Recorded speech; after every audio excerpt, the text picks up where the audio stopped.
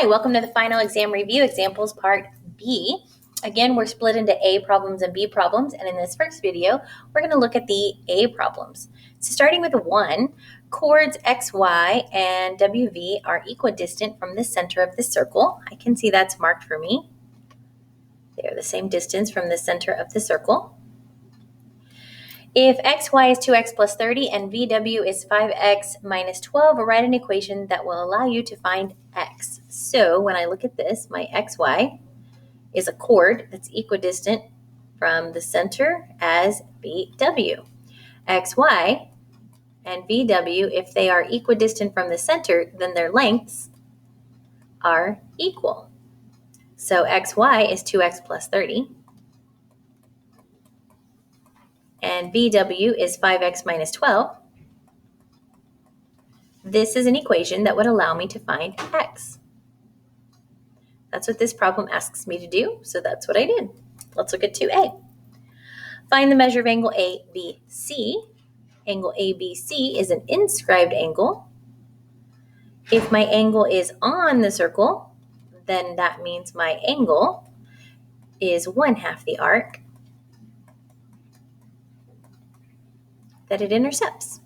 So this angle that I'm trying to find, the measure of angle ABC, is equal to 1/2 the arc that it intercepts. However, I don't know this arc, right? But I know all the way around the circle is 360 degrees, and I've already used 105, and I've already used 95.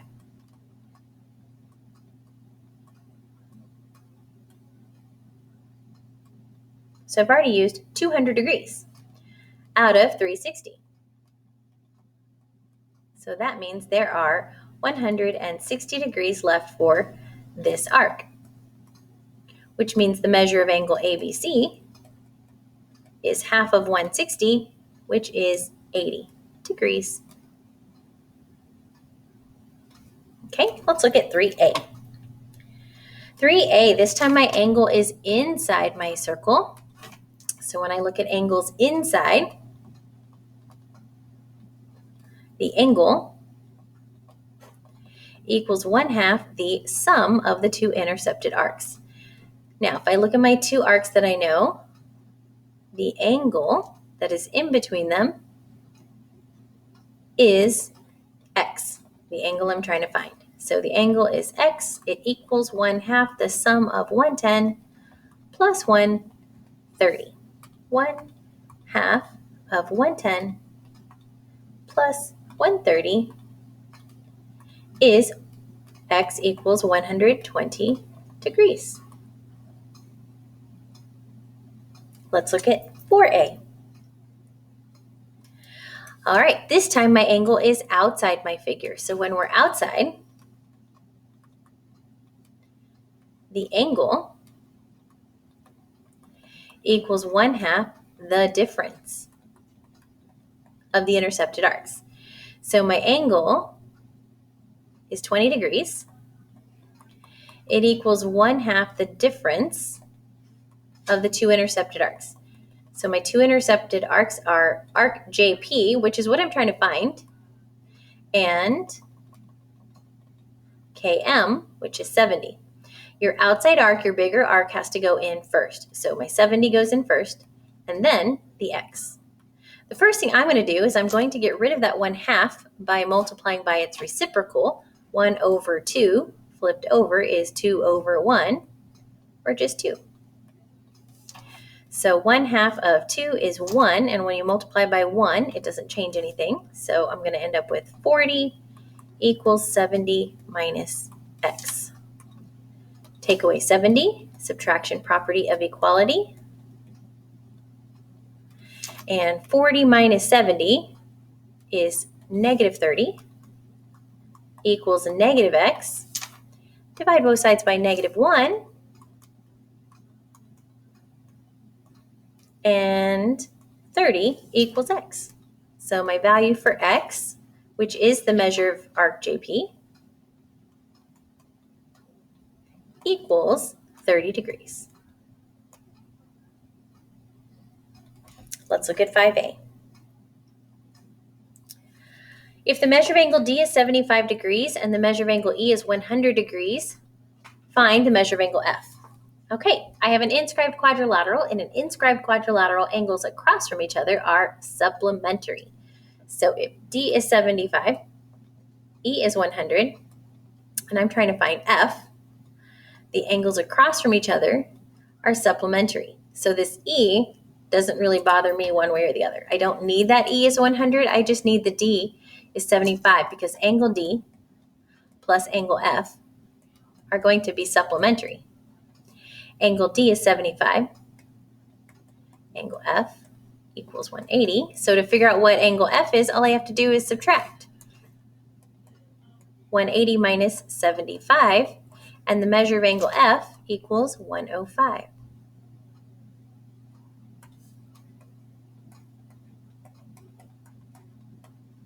Degrees. Okay, let's look at 6a. All right, when I have chords that are intersecting in a circle, the products of the segments created are equal for each chord. Okay, so what that means is if I take this 3 times this x, it's going to be equal to the 7 times the 5. So 3 times x equals 7 times 5. To find out what x is, we're going to divide both sides by 3. So my value for x, 35 divided by 3, is 11.6 repeating, or 11.667 units.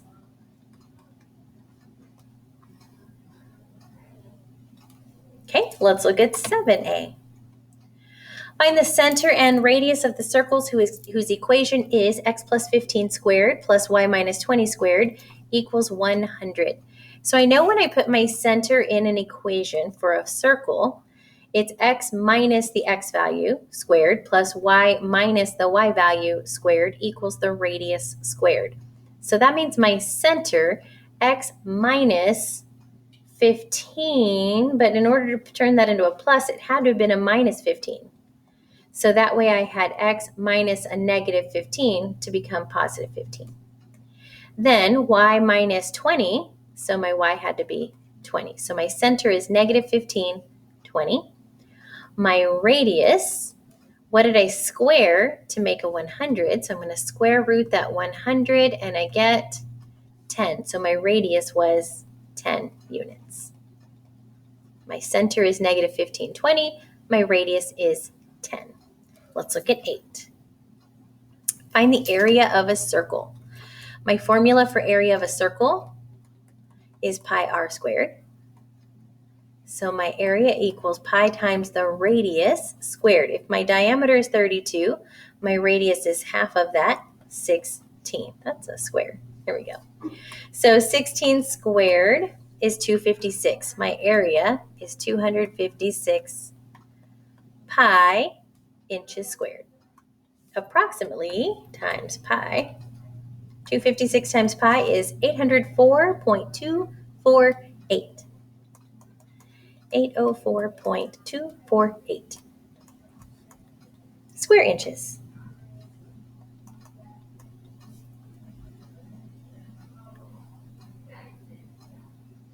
Okay, 9a.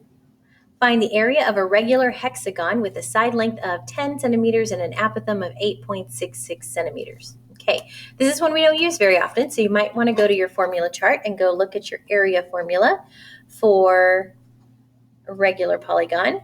Area equals 1/2 little AP. Little a is your apothem, and your capital P is your perimeter of that polygon. So my area equals 1/2 little a, capital P. So my area equals 1/2 little a. They gave it to me. It's 8.66. My capital P, each side is 10, and there are 1, 2, 3, 4, 5, 6 congruent sides. So my perimeter is 60. So my area is 1/2 times 8.66 times 60. So my area equals 259.8 square centimeters. Okay, let's look at number 10. Find the area of the figure below. So the first thing I need to do is divide this into shapes that are recognizable. Okay, so I'm just going to draw a line right here and make a rectangle and a triangle.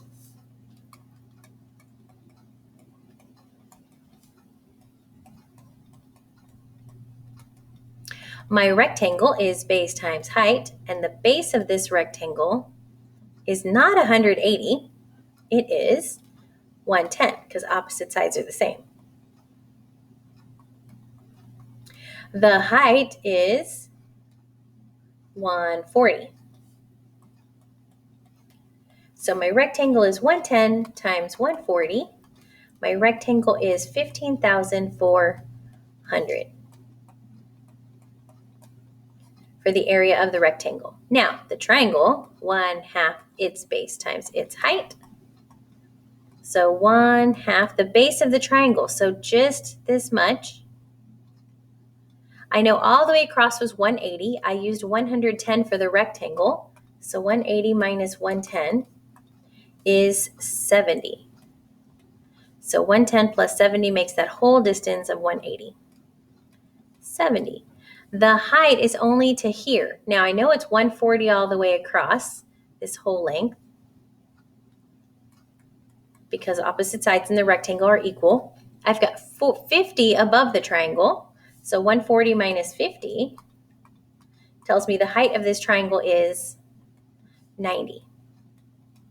So 1/2 times 70 times 90 is 3,150 for the area of the triangle. So my total area then, I'm just going to add these two together, 15,400 plus 3,150 gives me a total area of 18,550 square centimeters. Okay? All right, in the next video, we will go through and use our A version problems to see if it helps us solving our B version problems. So come on back for that next video so that we can see second examples of each of these types of problems. Thank you so much for watching.